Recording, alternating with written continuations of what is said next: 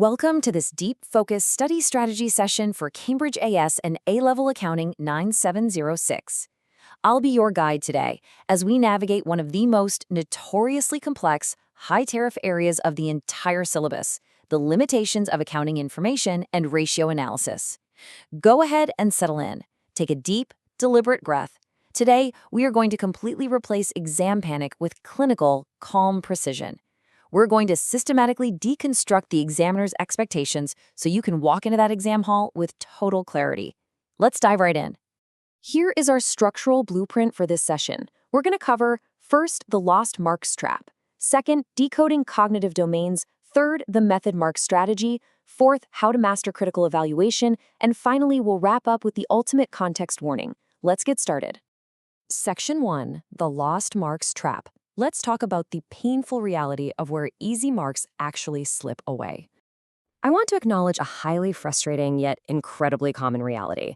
You might spend absolutely hours memorizing every single accounting formula. You walk into the exam, you calculate all the numbers flawlessly, and yet your final grade just doesn't reflect that immense effort.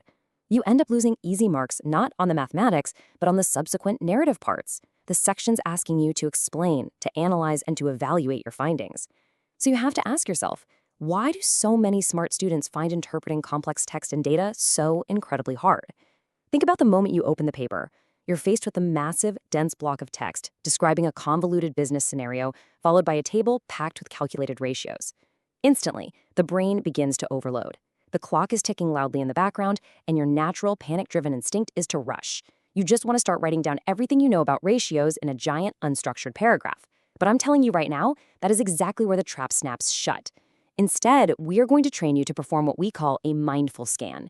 When you see that wall of text, you don't rush, you pause. You isolate only the high-yielding core trends, peeling back the filler words to find the exact mechanism the examiner is testing. If you read through the principal examiner reports, you'll find a recurring theme. The senior examiners have explicitly noted that most students lose easy marks simply because of their approach. But after you understand the structural expectations we're covering today, you absolutely won't be one of them. You see, the mark scheme is not some hidden, mysterious vault. It is a very specific, logical, standardized checklist. Students who miss out on top grades aren't necessarily lacking the knowledge. They simply lack the architectural framework required to display that knowledge correctly. They don't know how to place their thoughts on the page. By the end of our session, you are going to possess that exact framework. Section 2, decoding cognitive domains. We need to calmly decode the exact language of the exam. To truly master this exam, we have to decode the exact assessment objectives, or AOs, demanded by Cambridge. When you open a past paper, you aren't just reading English. You are reading a highly specific coded language. A question asking you to state requires vastly different cognitive energy than a question asking you to analyze or evaluate. Let's break these 3 core domains down so you can see the underlying game. First, you have knowledge and understanding. This is straightforward recall. It's simply stating that, for example, the current ratio measures a business's short-term liquidity. Second, we move up to analysis. This involves calculating the actual ratio and stating a factual relationship, like noticing that the ratio fell from last year specifically due to an unexpected increase in closing inventory. But then we reach the third domain, evaluation. This is the absolute pinnacle. Evaluation is arguing whether this fall in the current ratio is genuinely dangerous for this specific business, considering their unique industry, their cash flow cycle, and their future expansion plans.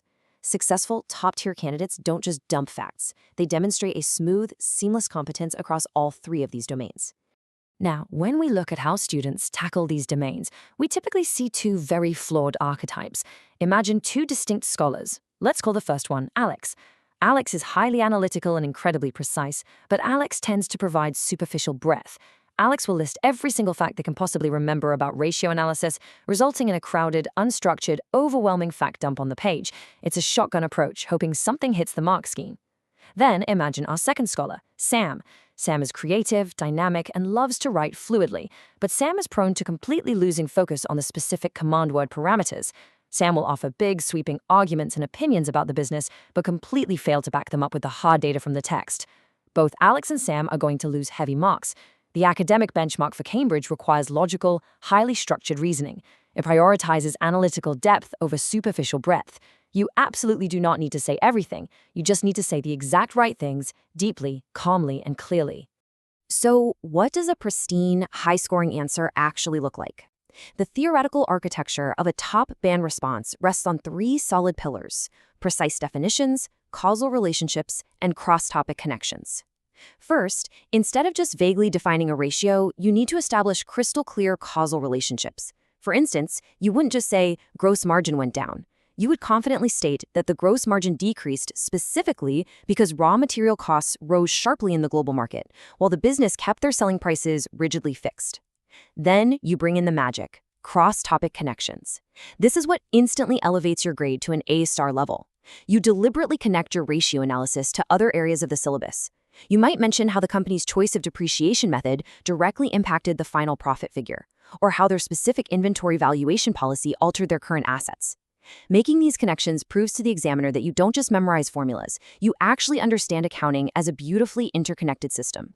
Section 3, the method mark strategy. Let's lock in a procedural framework to guarantee your marks. In Cambridge accounting, marks are heavily awarded for the steady, systematic process of your calculations, not just for magically producing the final correct number. Let's map out the exact standardized sequence for problem solving. Think of this as your marks per minute flow formula. It's designed to protect you against time constraints and exam anxiety. Step 1, identify. Calmly scan the text and highlight the key elements and data points. Step 2, apply. Select the relevant accounting principles and exact formulas needed for the task. Step 3, execute. Perform the mathematical analysis with crystal clear step-by-step working on the page. Step 4, verify. Pause for just a second and look at your result. Does this number make logical, basic business sense? And step 5, present. Lay it out in the exact appropriate format demanded by the syllabus. When you follow this rhythm, identify, apply, execute, verify, present, you enter a highly efficient state of flow. You stop guessing and you start systematically collecting marks. This procedural framework isn't just about math. It develops specific, highly rewarded professional skills. First, you must apply correct formats. An income statement or a statement of financial position has a very specific, rigid, visual shape. You must respect that shape. Next, you have to use appropriate terminology. Please never write "the money went down" or "they lost cash." You need to say "the firm's short-term liquidity significantly deteriorated." It's about sounding like a financial professional. And finally, evaluate performance based on your evidence.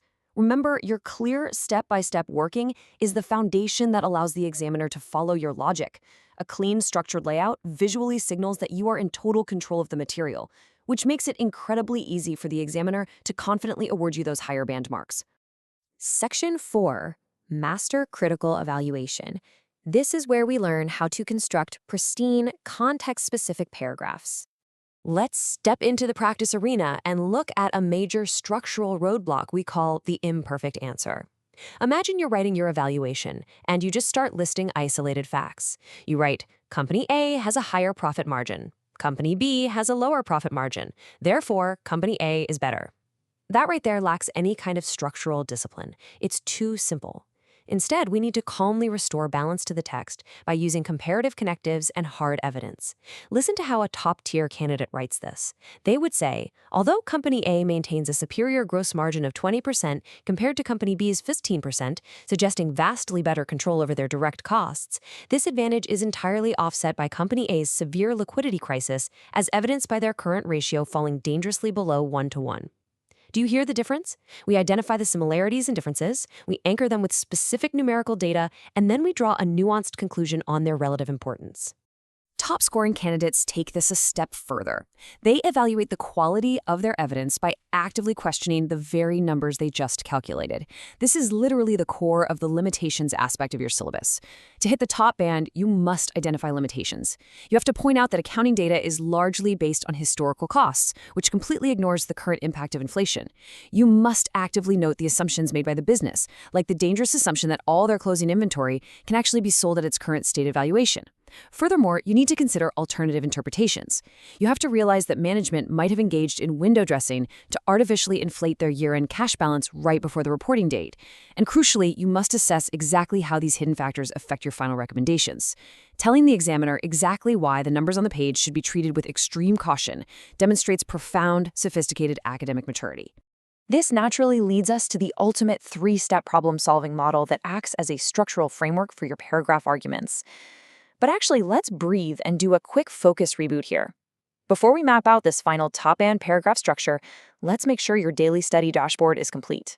If you are serious about mastering these exams, subscribe to Ace the Exams at the handle @AceTheExams right now and enable all notification alerts. Whether your specific target is an IGCSE, an O-level, or securing that AS and A-level A-star, this channel is your dedicated, weekly space for stress-free exam mastery. Okay, let's look at the framework. Step 1. Deconstruct. Calmly identify and extract the hidden information in the scenario. Step 2. Solve. Break your calculations into logical, highly systematic steps, always verifying for reasonableness. Step 3. Evaluate. Make deeply justified recommendations based on your findings, but heavily caveat them by pointing out the limitations of the data. Mapping your writing directly to this deconstruct, solve, evaluate rhythm creates a flawless block of text every single time. Section 5. The ultimate context warning. Let's review the exact pitfalls flagged by examiners to bring our session to a calculated resolution. When you visually map out the data from recent principal examiner reports, you see 3 massive pitfalls where marks are consistently, almost carelessly lost. First is the wrong context approach. This is an incredibly common error where a student applies a manufacturing sector analysis to a purely service-based business. It shows a complete lack of situational awareness. Second, we see format and presentation errors. This is heartbreaking because it means losing those critical, easy method marks simply because your working out is illegible or your financial statement formatting is entirely non-compliant with standard accounting practices. But the third and absolutely largest trap by far is generic answers. This happens when the exam pressure hits and a student just panics, regurgitating a memorized textbook paragraph about the general limitations of ratio analysis. They paste this exact same pre-written paragraph into every single exam question they encounter, regardless of what the specific business scenario actually dictates. So here is the absolute golden rule, the warning you must heed to protect your grade. Always link every single point you make back to the given scenario. If the exam question features a struggling tech startup named Zenith Data, then your written answer absolutely must mention Zenith Data by name.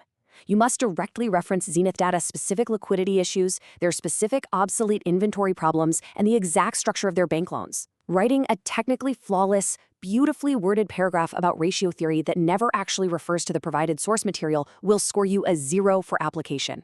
You are being asked to solve a very specific business problem, not just recite an accounting glossary. To help you firmly retain this framework when you're under the ticking clock of the actual exam, I highly recommend using a memory hack.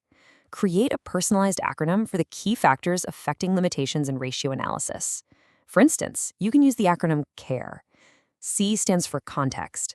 Always link your analysis back to the specific business scenario. A is for assumptions. Remember to question historic costs, ignore inflation, and watch out for window dressing. R stands for liability.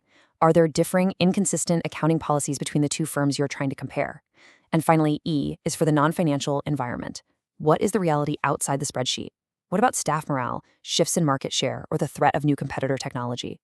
Having a simple acronym like CARE acts as a solid structural anchor when you're staring down a blank, intimidating page. You now possess the exact tools required to calmly decode complex questions, structure your exam time flawlessly, and evaluate data like a true top-tier candidate.